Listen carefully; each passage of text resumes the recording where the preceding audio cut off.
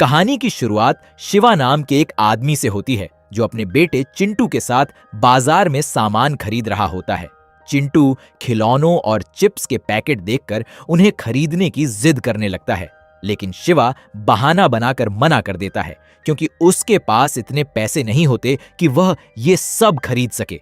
इसके बाद दोनों घर लौट आते हैं जहां हम शिवा की पत्नी मधु को देखते हैं। मधु घर संभालने के साथ साथ दूसरे लोगों के घरों में काम भी करती है। तभी हम देखते हैं कि शिवा महिलाओं के कपड़े पहनकर और श्रृंगार करके तैयार हो रहा है, जिसमें मधु उसकी मदद कर रही होती है। तैयार होने के बाद शिवा घर से निकल जाता है और शहर के एक ट्रैफिक सिग्नल पर पहुंचकर लोगों से पैसे मांगने लगता है। दरअसल शिवा मुंबई आया था एक्टर बनने का सपना लेकर, लेकिन उसे कहीं भी काम नहीं मिला। मजबूरी में उसने किन्नर का रूप धारण करके लोगों से पैसे मांगने का काम शुरू कर दिया ताकि अपने परिवार का पेट पाल सके। मोहल्ले वालों को लगता था कि शिवा किसी फिल्म में महिला का किरदार निभा रहा है, लेकिन असलियत केवल उसकी पत्नी मधु और उसका दोस्त सत्या जानते थे। उसकी यह सच्चाई बाकी दुनिया से छिपी हुई थी। आम जिंदगी में उसका नाम शिवा था, लेकिन किन्नर का रूप धारण करने के बाद वह पार्वती बन जाता था। अपनी साथी लक्ष्मी के साथ वह ट्रैफिक सिग्नलों पर ताली बजाकर लोगों को आशीर्वाद देता और बदले में पैसे मांगता था। हालांकि सिर्फ इसी काम से घर का खर्च नहीं चलता था, इसीलिए वह और भी छोटे मोटे काम करता रहता था। साथ ही जहां कहीं भी ऑडिशन की खबर मिलती वह वहां जरूर पहुंचता। उसने अपने एक्टर बनने के सपने को अब तक छोड़ा नहीं था, लेकिन हर जगह उसे निराशा ही हाथ लगती। कोई उसे अनफिट कहकर भगा देता तो कोई उसे ऑडिशन रूम तक जाने नहीं देता। पूरे दिन मुंबई की सड़कों पर भटकने के बाद वह थका हारा घर लौट आता। घर पर मधु उसे खाना खिलाते हुए बताती है कि उसके दोस्त सत्या को नौकरी मिल गई है। यह सुनकर शिवा अपने बेटे चिंटू को समझाता है कि पढ़ाई कितनी जरूरी होती है। वह कहता है, सत्या अंकल पढ़े लिखे हैं, इसीलिए उन्हें नौकरी मिल गई। तुम्हें भी मन लगाकर पढ़ना चाहिए। पढ़ाई पूरी करने के बाद जो बनना चाहो बन जाना, लेकिन शिक्षा सबसे जरूरी है। इसके बाद शिवा अपने दोस्त सत्या से मिलने जाता है और उसे नौकरी मिलने की बधाई देता है। सत्या भी कभी एक्टर बनने का सपना लेकर मुंबई आया था, लेकिन लगातार असफल होने के बाद उसने नौकरी करने का फैसला कर लिया। सत्या शिवा को समझाता है कि पार्वती बनकर सिग्नल पर पैसे मांगने के बजाय कोई स्थायी नौकरी ढूंढ लेनी चाहिए, लेकिन शिवा इस बात से सहमत नहीं होता। वह कहता है कि यह कोई धंधा नहीं बल्कि माता रानी का आशीर्वाद है। यहीं से कहानी फ्लैशबैक में चली जाती है, जहां हमें पता चलता है कि शिवा आखिर पार्वती कैसे बना। फ्लैशबैक में हम देखते हैं कि मधु गर्भवती होती है और दोनों अस्पताल में मौजूद होते हैं। डॉक्टर बताते हैं कि एक जरूरी ऑपरेशन करना पड़ेगा, जिसके लिए लगभग 40,000 रुपये की जरूरत होगी। शिवा के पास इतने पैसे नहीं थे, फिर भी वह मधु को भरोसा दिलाता है कि वह किसी भी तरह पैसों का इंतजाम कर लेगा। शिवा थिएटर में काम करता था और काफी समय से एक थिएटर ग्रुप से जुड़ा हुआ था। वह उम्मीद लेकर अपने थिएटर डायरेक्टर के पास जाता है और मदद मांगता है, लेकिन डायरेक्टर उसे पैसे देने के बजाय एक बुरी खबर सुना देते हैं। वे बताते हैं कि थिएटर बंद होने वाला है क्योंकि अब उसे देखने कोई नहीं आता। हालांकि वे यह भी कहते हैं कि शिवा हमेशा उनके पसंदीदा कलाकारों में से एक रहेगा। यह सुनकर शिवा पूरी तरह टूट जाता है। जिस जगह से उसे मदद मिलने की उम्मीद थी, वहीं से निराशा हाथ लगती है। अब उसे समझ नहीं आ रहा था कि वह क्या करे। अगर पैसे नहीं जुटे तो मधु का ऑपरेशन भी नहीं हो पाएगा। इन्हीं परेशानियों के बीच एक दिन वह बस स्टैंड पर बैठा होता है। तभी एक युवक उसके पास आता है और उसे पैसे देकर कहता है, आज मेरा इंटरव्यू है, मुझे आशीर्वाद दीजिए कि मेरा चयन हो जाए। पहले तो शिवा समझ नहीं पाता कि उस लड़के ने उसे पैसे क्यों दिए, लेकिन जब उसकी नजर अपने महिला वाले गेटअप पर पड़ती है तब उसे पूरी बात समझ आती है। यही वह पल था जिसने उसकी जिंदगी की दिशा बदल दी। यहीं से उसने पार्वती बनकर लोगों से पैसे मांगने का काम शुरू किया। फ्लैशबैक खत्म होते ही कहानी फिर से वर्तमान में लौट आती है। शिवा अपने दोस्त सत्या को बताता है कि वह अपने पहले बच्चे को नहीं बचा पाया था। उस समय पैसों की कमी ने उसकी जिंदगी बदल दी थी। लेकिन उसी मुश्किल दौर में उसे पार्वती बनने का रास्ता मिला, जिससे कम से कम घर का खर्च चलने लगा। अब उसकी जिंदगी एक तयशुदा दिनचर्या बन चुकी थी।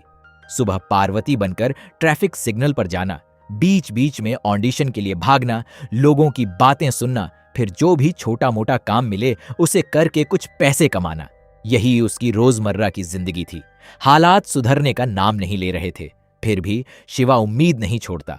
उसे विश्वास था कि एक दिन कोई न कोई उसकी प्रतिभा जरूर पहचानेगा और उसे बड़ा मौका मिलेगा। एक दिन वह सड़क किनारे बैठकर दाढ़ी बनवा रहा होता है। तभी एक आदमी उससे फिल्म इंडस्ट्री में नेपोटिज्म के बारे में सवाल पूछता है। इस पर शिवा अपनी राय देते हुए कहता है, अगर सिर्फ नेपोटिज्म ही सब कुछ होता तो हम इरफान खान, अक्षय कुमार, शाहरुख खान या सुशांत सिंह राजपूत जैसे कलाकारों का नाम कभी नहीं सुनते। मेहनत और हुनर भी अपनी जगह रखते हैं। इसके बाद वह एक और ऑडिशन देने पहुंचता है, लेकिन वहां मौजूद लोग उसका मजाक उड़ाने लगते हैं। तभी एक लड़की आती है और उसे अनफिट कहकर बाहर निकाल देती है। उसे ऑडिशन देने का मौका तक नहीं मिलता। जब वह बाहर निकल रहा होता है तब उसकी नजर अपनी तस्वीरों पर पड़ती है, जो कूड़ेदान में फेंकी हुई होती है। यह देखकर उसका दिल टूट जाता है। वह अपनी तस्वीरें उठाता है और चुपचाप वहां से चला जाता है। उधर मधु भी अपनी जिंदगी की परेशानियों से जूझ रही होती है।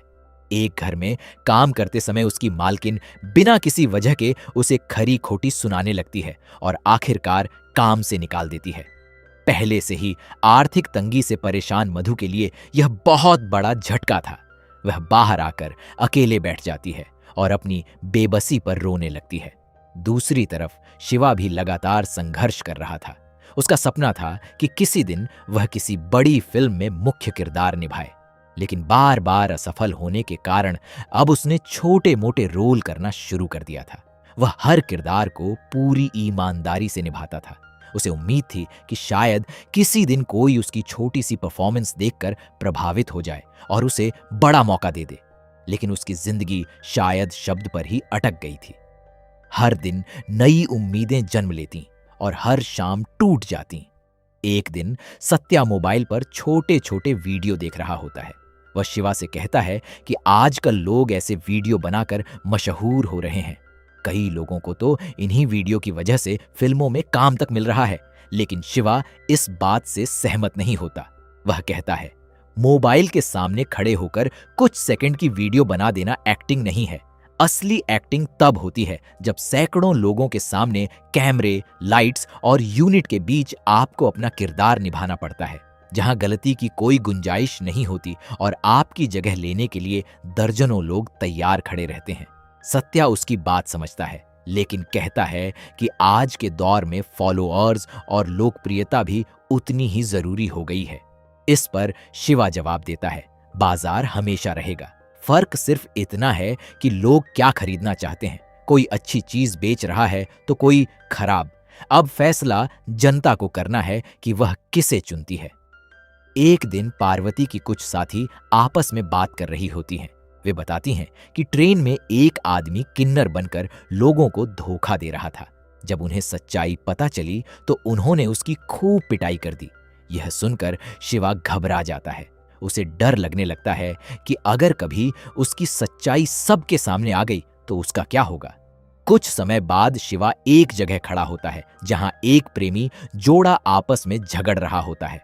लड़का अपनी प्रेमिका के लिए कुछ खास लाना भूल गया था और इसी बात पर दोनों में बहस हो रही थी। उन्हें देखकर शिवा सोच में पड़ जाता है। उसे एहसास होता है कि मधु ने कभी उससे कोई बड़ी मांग नहीं की। उसने कभी शिकायत नहीं की कि वह उसे घुमाने नहीं ले जाता या उसके लिए महंगे तोहफे नहीं खरीदता। उसी दिन शिवा फैसला करता है कि वह मधु को थोड़ा समय देगा। वह मधु को लेकर समुद्र किनारे जाता है। दोनों लंबे समय बाद बिना किसी चिंता के साथ समय बिताते हैं। समुद्र की लहरों के बीच वे बातें करते हैं, हंसते हैं और कुछ पल अपनी परेशानियों को भूल जाते हैं। उनका पूरा दिन बेहद खूबसूरती से गुजरता है। शायद लंबे समय बाद उन्हें खुशी के कुछ पल मिले थे। शाम को जब दोनों घर लौटते हैं तब मधु बताती है कि चिंटू की स्कूल फीस जमा करनी है। वह कहती है कि अब उसे 2-4 और घरों में काम करना पड़ेगा। लेकिन शिवा उसे मना कर देता है। वह कहता है कि फीस की चिंता करने की जरूरत नहीं है, वह खुद पैसों का इंतजाम कर लेगा। हालांकि सच यह था कि उसके पास एक भी रुपया नहीं था। मजबूर होकर वह मदद मांगने अपने दोस्त सत्या के पास जाता है। सत्या उसकी मदद तो करता है, लेकिन साथ ही उसे समझाता भी है कि जैसे जैसे चिंटू बड़ा होगा, जिम्मेदारियां भी बढ़ती जाएंगी। सिर्फ छोटे मोटे रोल और पार्वती बनकर कमाए गए पैसों से जिंदगी नहीं चल सकती।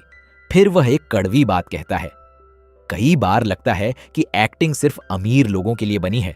गरीब आदमी सपने तो देख सकता है, लेकिन उन्हें पूरा नहीं कर सकता। सत्या की यह बात शिवा के दिल में कहीं गहराई तक उतर जाती है। सत्या की बातें सुनने के बाद शिवा काफी देर तक सोचता रहता है। उसे महसूस होने लगता है कि शायद उसका दोस्त गलत भी नहीं कह रहा। जिम्मेदारियां लगातार बढ़ रही थीं और उसके सपने अब भी वहीं के वहीं खड़े थे। अगले दिन वह काम की तलाश में निकलता है। वह कई जगह जाता है, लेकिन हर बार उसे निराशा ही हाथ लगती है। कहीं अनुभव मांगा जाता है तो कहीं उसे सीधे मना कर दिया जाता है। आखिरकार थककर वह एक जगह बैठ जाता है। तभी उसके मोबाइल पर एक कॉल आती है। फोन कास्टिंग डायरेक्टर काबरा का था। यह सुनते ही शिवा तुरंत उनसे मिलने पहुंच जाता है। काबरा उसे खुशखबरी देते हुए बताते हैं कि जिस फिल्म के लिए उसने ऑडिशन दिया था उसमें उसका चयन हो गया है। इतना ही नहीं, उसे फिल्म में मुख्य किरदार निभाने का मौका मिलने वाला है। यह सुनकर शिवा की खुशी का ठिकाना नहीं रहता। वर्षों की मेहनत और संघर्ष के बाद आखिरकार उसका सपना सच होता हुआ दिखाई दे रहा था। वह खुशी से झूम उठता है और बार बार काबरा का धन्यवाद करने लगता है। लेकिन तभी काबरा के पास एक फोन आता है। फोन फिल्म के प्रोड्यूसर का था। बातचीत खत्म होने के बाद काबरा का चेहरा उतर जाता है। कुछ पल चुप रहने के बाद वह शिवा को बताते हैं कि प्रोड्यूसर ने अपना फैसला बदल दिया है। अब वह फिल्म में अपने बेटे को मुख्य भूमिका देना चाहता है, इसीलिए शिवा को फिल्म से बाहर कर दिया गया है। यह सुनते ही शिवा के पैरों तले जमीन खिसक जाती है। कुछ क्षण पहले जो इंसान खुशी से भर गया था, अब पूरी तरह टूट चुका था। वे काबरा से विनती करता है कि किसी तरह उसे फिल्म में बनाए रखें, लेकिन काबरा भी बेबस थे। उनका कहना था कि अंतिम फैसला प्रोड्यूसर का होता है और उनके हाथ में कुछ नहीं है। शिवा भारी मन से वहां से लौट आता है। अब उसकी उम्मीदें धीरे धीरे खत्म होने लगी थीं। उसे लगने लगा था कि शायद वह कभी एक्टर नहीं बन पाएगा। वह अपने परिवार की जिम्मेदारियां निभाने के लिए हर तरह का काम कर रहा था, लेकिन अंदर ही अंदर उसका सपना दम तोड़ रहा था। एक रात वह मधु के सामने अपना दर्द बयां करता है। वह कहता है, शायद अब मुझे एक्टिंग छोड़ देनी चाहिए। शायद सत्या सही कहता है। हो सकता है यह दुनिया हमारे जैसे लोगों के लिए बनी ही ना हो। मैं तुम्हें वो जिंदगी भी नहीं दे पाया जिसकी तुम हकदार हो। इतना कहते कहते उसकी आंखों से आंसू निकल आते हैं। मधु उसे समझाती है कि उसने उससे शादी किसी दौलत या शोहरत के लिए नहीं की थी। वह कहती है, मैं आपके साथ खुश हूं। मैंने आपको इसलिए चुना था क्योंकि आप सच्चे इंसान हैं। आपके दिल में ईमानदारी है, इसीलिए हार मत मानिए। भगवान पर भरोसा रखिए, सब ठीक होगा। मधु की बातें सुनकर शिवा को थोड़ी हिम्मत मिलती है। अगले दिन वह फिर से पार्वती का रूप धारण करके ट्रैफिक सिग्नल पर पहुंच जाता है। हालांकि अब उसका मन इस काम में बिल्कुल नहीं लग रहा था। उसी दौरान उसकी नजर एक कार पर पड़ती है। कार में फिल्म इंडस्ट्री का एक बड़ा डायरेक्टर बैठा हुआ था। शिवा तुरंत उसके पास पहुंच जाता है और कहता है कि वह उसका बहुत बड़ा प्रशंसक है, लेकिन डायरेक्टर उसकी तरफ ध्यान नहीं देता। तब शिवा हिम्मत करके अपनी सच्चाई बता देता है। सिग्नल हरा हो जाता है और कार आगे बढ़ जाती है। शिवा खुद को मूर्ख समझने लगता है। उसे लगता है कि उसने बेकार ही कोशिश की। तभी डायरेक्टर का ड्राइवर उसके पास आता है और एक कागज थमा देता है। उस पर स्टूडियो का पता लिखा होता है और साथ में संदेश होता है कि वह ऑडिशन देने आ सकता है। यह देखकर शिवा खुशी से भर उठता है। उसकी आंखों में आंसू आ जाते हैं। उसे लगता है कि किस्मत ने आखिरकार उसके लिए एक दरवाजा खोल दिया है। वह तुरंत घर पहुंचता है और यह खुशखबरी अपने परिवार को सुनाता है। मधु, चिंटू और सत्या सभी बेहद खुश हो जाते हैं। अगले दिन शिवा स्टूडियो पहुंचता है। ऑडिशन के दौरान वह अपना 100% देता है। वर्षों का अनुभव और संघर्ष उसकी परफॉर्मेंस में साफ दिखाई देता है। डायरेक्टर उसकी एक्टिंग से इतने प्रभावित होते हैं कि उसे अपनी अगली फिल्म के मुख्य किरदार के लिए चुन लेते हैं। यह सुनकर शिवा की खुशी का ठिकाना नहीं रहता।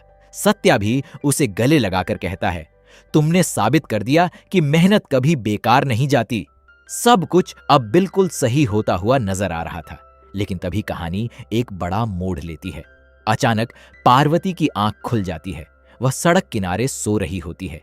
यहीं दर्शकों को पता चलता है कि अभी तक जो कुछ भी दिखाया गया था वह वास्तविकता नहीं बल्कि शिवा का सपना था। वह न किसी बड़े डायरेक्टर से मिला था और न ही उसे किसी फिल्म में मुख्य भूमिका मिली थी। यह सब सिर्फ उसकी कल्पना थी। उसकी जिंदगी अब भी वैसी ही थी जैसी पहले थी। वह उठता है, अपने कपड़े ठीक करता है और फिर रोज की तरह लोगों से पैसे मांगने निकल पड़ता है। उसके सपने अब भी अधूरे थे, लेकिन इसके बावजूद वह अपने परिवार के लिए जी रहा था और उन्हें खुश रखने की कोशिश कर रहा था। यहीं पर फिल्म खत्म हो जाती है।